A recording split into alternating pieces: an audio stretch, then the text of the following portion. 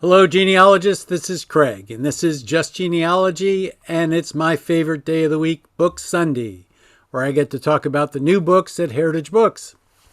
So the first one that came in this week is Virginia Continentals, Volume 2 by Michael Cesare. It continues his series on the Virginia Continental Line.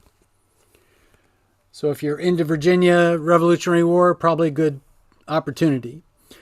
Greene County, Ohio, 1803 to 1908 by the Committee of the Homecoming Association, Austin McDowell Patterson, editor.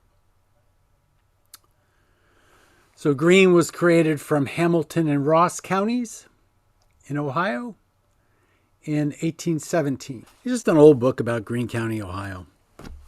I should put my glasses on while I have the chance.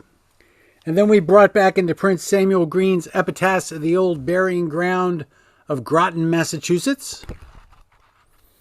And remember, the joy of these old books is, the joy of reprinting these old books is that sometimes these tombstones don't exist anymore. So this is a record of those tombstones that don't exist anymore. Because originally this was done in 1878. So it's an old cemetery book. We brought back into print, it was different then, 1870 to 1885, Through the Eyes of the Loudoun County, Virginia Press by Jerry Michael. And it's full of newspaper clippings from Loudoun County in that time period. Very useful. Then we made a mistake. We had reprinted Moravian Families of Carroll's Manor, Frederick County, Maryland. And somehow the printer forgot to put the front cover on the book.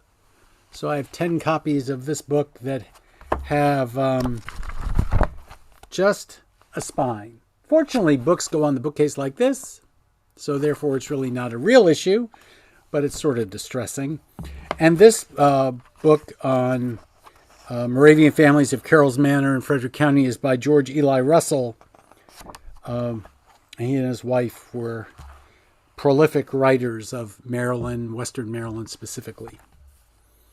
So those are what have been brought in. And because I have these available, I will actually get rid of these at the Moravian Families book at a 40% discount. Just type in Moravian, Moravian, and I'll set up a 40% discount for the first 10 copies so I can get rid of these 10 copies. So this has been Book Sunday, telling you about what's new at Heritage Books, where, as you can see, the books are piling up here to get ready to go to the printer.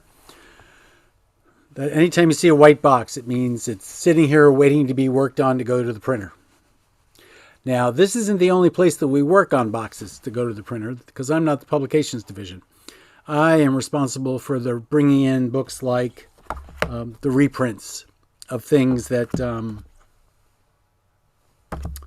we did before in the past, but not like this book, which is brand new. So, that said, I have a little tidbit for you.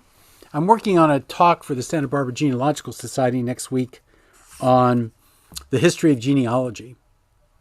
And although I know quite a bit about the history of genealogy because I've lived it, there were some things I didn't quite realize from the perspective of detail. And this book, a genealogical register of the first settlers of New England by James Farmer, is probably the first book ever done of this ilk. And it was originally published in 1829. And then it was later, I believe this is the volume that was reprinted with additions and corrections by Samuel Drake. So Farmer, Drake, Banks, all those early 18th, 19th century authors. And we have reprinted many of them. And so I'm just holding this one to put it into my talk to say, here's number one. It's like I held in my hand once an original copy of the New England Historic Genealogical Register, 1847.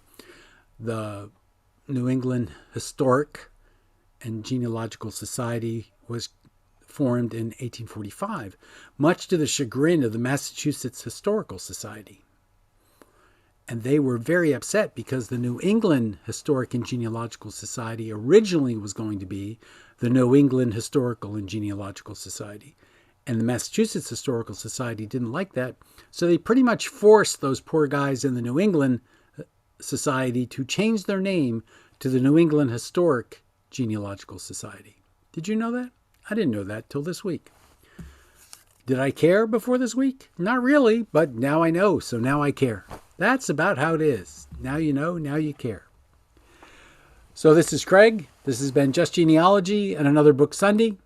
If you've got a book that you know that we've done before and it's out of print and you'd like us to redo it, we probably already have. You don't know how many times people contact me and say, I can't find this book, and I have to show it to them on the website, which doesn't say good things about our website, but we try. Or somebody just said to me yesterday in a chat, did you get Colonial Roots? Do you have all their books? Yeah, I've had all of Colonial Roots books for 20 years, ever since there was a Colonial Roots, because I always sold Colonial Roots books, but I did buy Colonial Roots. So, all those Sporazio books, all those Delaware books, all those Maryland books, all those Pennsylvania books, originally done by Family Line Publications, and then by Delmarva Roots, and then by Colonial Roots, which were all the same company, which I ended up buying twice. I bought Family Roots and then Family Roots Publication. No, I didn't buy Family Roots. Was it Family Roots? What was the name of that company? Family Line, not Family Roots. Family Line Publications.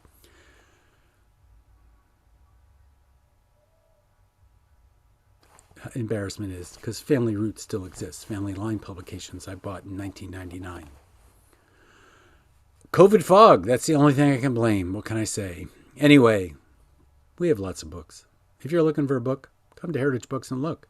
If you want me to put that book on sale at a discount, let me know. I can do that. I need things to talk about. I need to talk about books. And I could talk about any of my books, but the truth of the matter is you may not want to hear it.